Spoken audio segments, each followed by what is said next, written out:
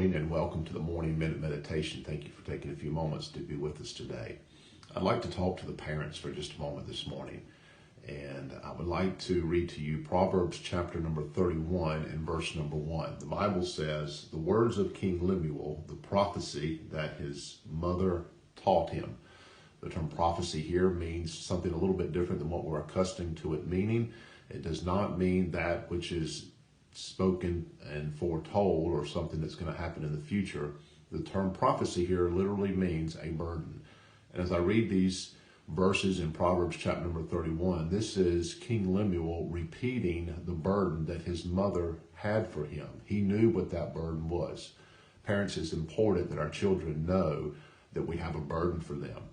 As I read through these things, I thought about Job chapter number 1 and verse number 5. The Bible tells us that Job offered sacrifices for his children continually. That tells me that Job never lost the burden for his children.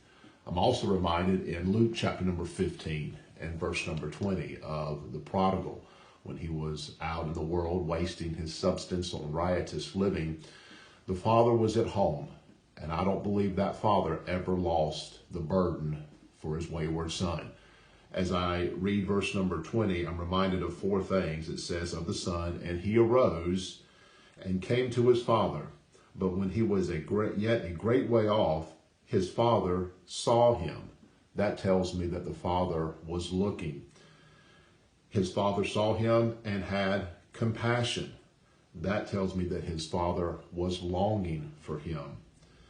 And his father saw him and had compassion and ran and fell on his neck and kissed him.